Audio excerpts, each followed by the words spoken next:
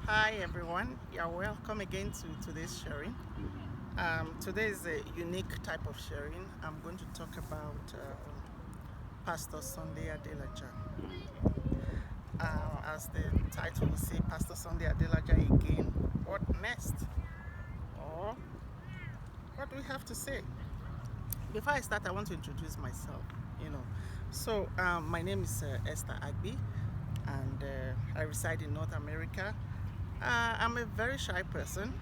Just to give you a brief of how shy I am, it's just of recent that I started doing this blogging stuff, just for the Lord anyway. I was attending a church long ago, maybe about maybe 8, 9 years back, and then the pastor suddenly called me and said, "Hey, Sister Esther, you will be the one to say the closing prayer." It was just like cold water was poured on my body. I said, "Myself? No, Pastor, I think you have to give me like 3 months to pray about it." He said, "What? 3 months? Just for closing prayer?" This is just to tell you how shy I am. Anyway, I was telling him, I said, "Yes, because I'll be shaking, when I'm giving the." He said, "No problem. If you are shaking, just hold on to the podium and that is going to help you." I said, "Okay, okay." But somehow the Lord helped me. We were able to get through that, and I sometime did the closing prayer. So it's just about maybe a year or two I started doing this, and if you go back to my videos, you see there are very few, just one a year or thereabout. But just last week I did a few. I was working on the series of hearing God's voice, and I heard God's voice concerning this issue. Otherwise, I'm not the type of person to interject myself into such things. So anyway, I have to also say, how did I discover Pastor Sunday? When I went to Nigeria recently, a brother-in-law of mine was telling me, "Hey, you just have to know what is happening at home. Don't just be focused on what is going on over there alone." I said, "How will I do that?" He said, "Yeah, for example, you should know the governor of your state. You should know the." I said, "Of course, I know the president." He said, "Yeah, but know a little bit more, right?" So I decided to say, "Okay." So this particular day, I just went to the internet. I was just checking YouTube, what's going on in Nigeria, and suddenly I just saw uh, different people talking about tithing, and so I got engrossed in the caption. I was listening to Pastor Sunday talking about tithe, and I got some other people talking about tithe. It was very interesting. So I said, this is good.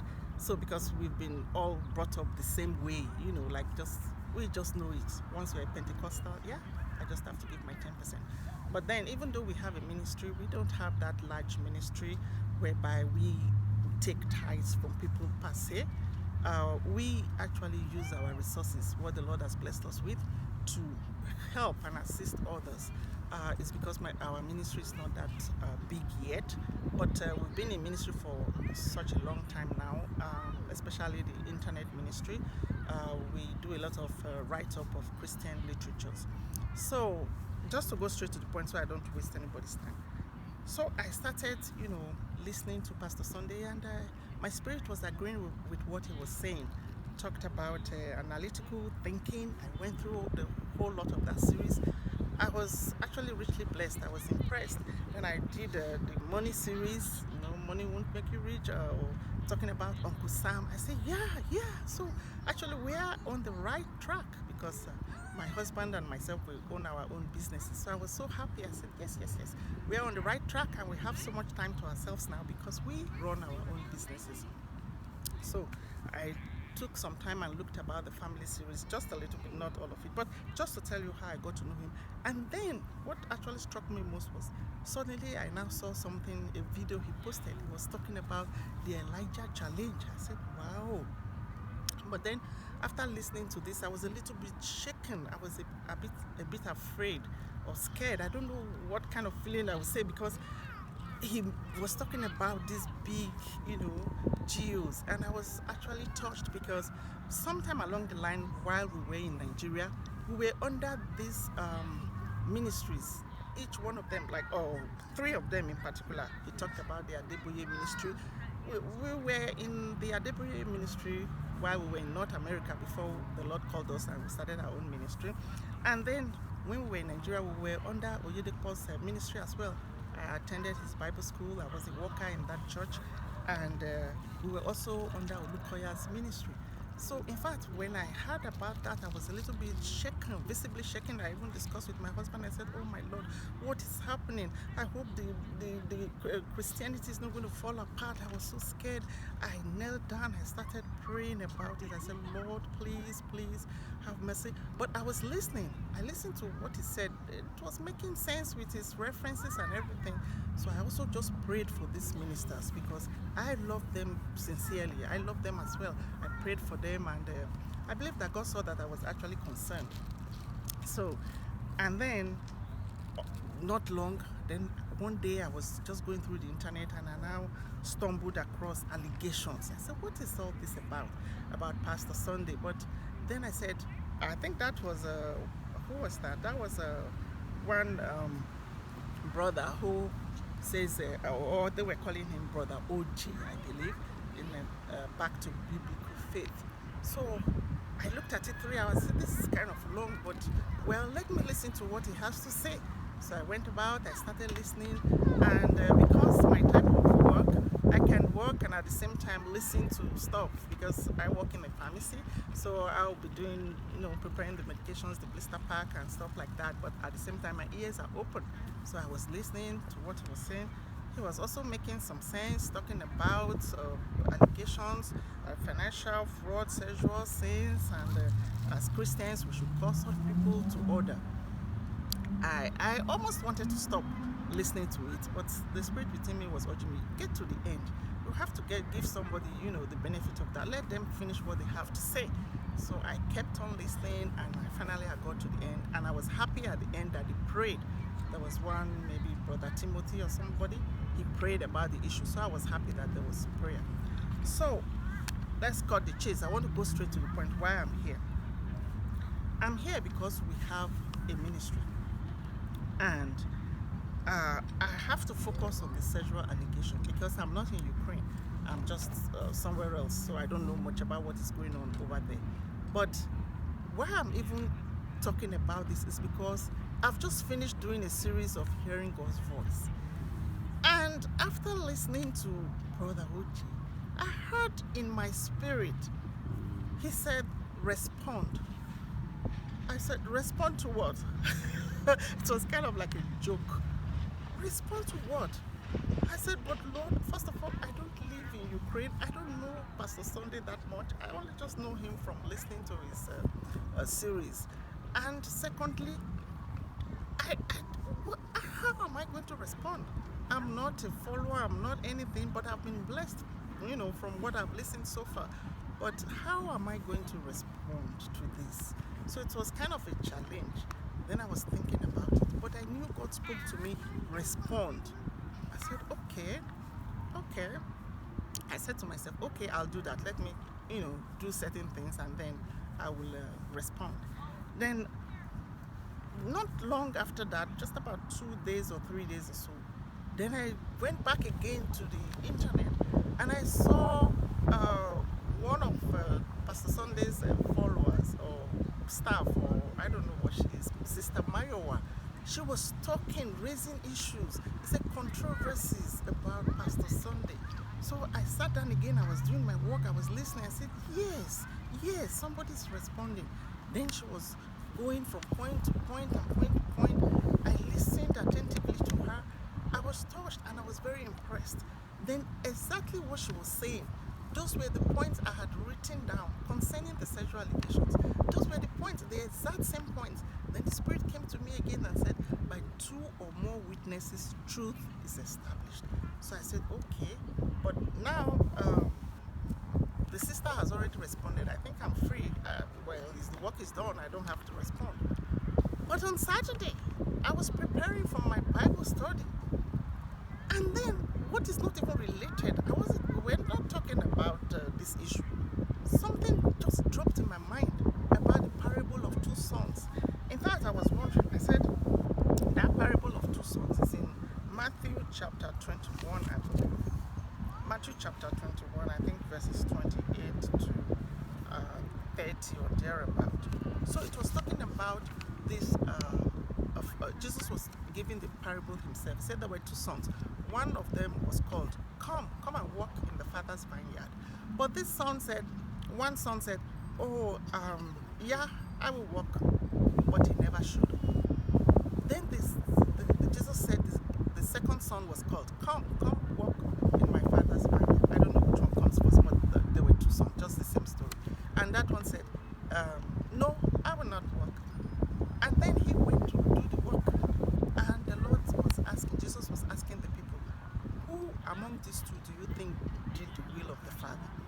So they said, the one that said no, but later went and did the work. So I said, oh my goodness, Lord, are you talking to me now? Because I said, yeah, we do. But then, oh no, Sister Myra has already done. I don't think I have to do anything. So quickly I said, Lord, yes, I have to do it because I have to do it. Anyway, so let me go back straight to the issue.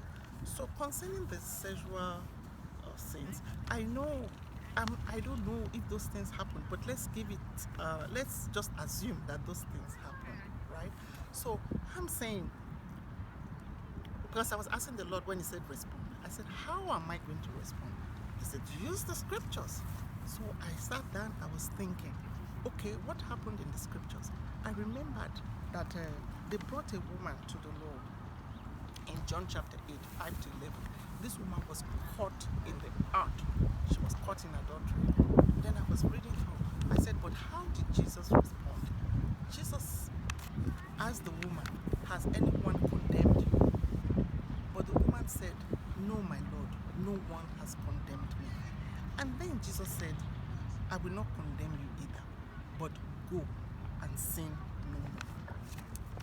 So my response is, actually, in this situation, there are three camps. There are those who are saying, yes, let's crucify him. Let's just crucify him. He's a man of God. He's not supposed to be this. That is, if these things are true. I don't know. I'm not living over there. I don't know what is going on. These things, he should not even be involved in such things. Crucify him and let his career even just end. Excuse me. There's another group that will say, just leave him alone. He can just continue. Just leave him. Let him do what he wants to do. But I think I belong to the third camp, which says, if somebody has done wrong, as this lady was caught and was brought to the Lord, and Jesus said, go, I do not condemn you, but go and sin. If I thought this thing was done, what is Jesus saying? I do not condemn you, but go and sin. So my only concern would be, if on this day, May 19th, I believe, 2019, if he still indulged in such things, then there will be concern. But if this is what was done long ago, for many years back, I don't know, whatever, if any of such thing was ever done. But if I thought any of such thing was done, and it's about years back, who are we to condemn him?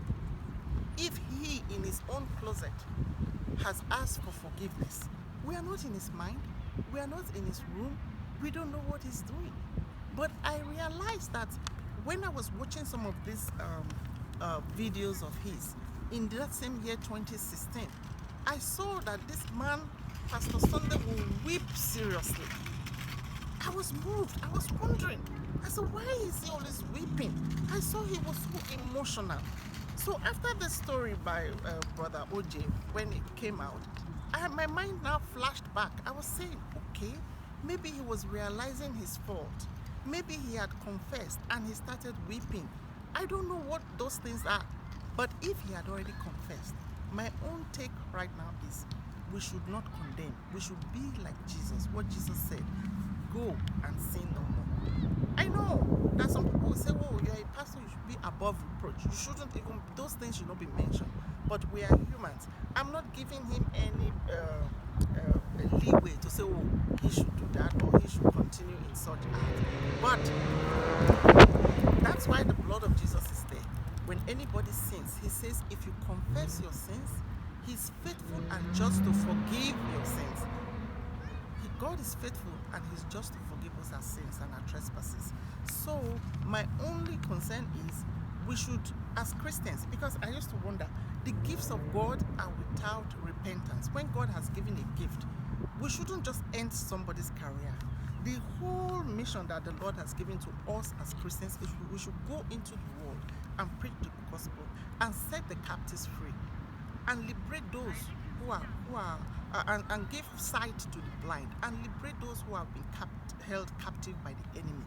I see that Pastor Sunday is fulfilling all these things by his books, by his teachings, because I, for one, I have benefited from his teachings. So when we shut him down, many people will lose out. We are not going to benefit. But I'm saying that we should pray for him, as at the same time, we should, as we are upholding him in prayer, we should allow others who are going to be blessed from his teachings continue to listen to him so that they can be blessed. Because we cannot, as humans, just end somebody's career, whether it's in ministry or any other type of career. But at the same time, we should balance it. We should make sure the truth is told. So the truth will defend every individual. So it is God who is actually the judge. If Jesus Christ did not pass judgment on that woman, I don't think we have any right to pass judgment, but to pray. Because the Bible says if anyone falls, we as children of God, we should lift in prayers and bring that one back even to the fold. Okay. So that's a parable of the two sons I was talking about. Is in Matthew chapter 21, 28 to 32. I believe that's all I have. But I just want to say, if anyone has any comments, because I'm just sharing my thoughts, and because the Lord told me to respond, that is why I'm responding. Ordinarily, I don't talk, I don't interject myself into situations like this. So I'm responding, obeying the will of God, because I want to be obedient, an obedient child of the Lord. So if anyone has any thoughts or anything, any comments, any contribution you want to share, you can share, and I can also be blessed even from that. So the Lord says we should get wisdom. Wisdom is the principal thing. Get wisdom. And the only true source of wisdom is from the King of Kings, Jesus Christ. Thank you all. Shalom.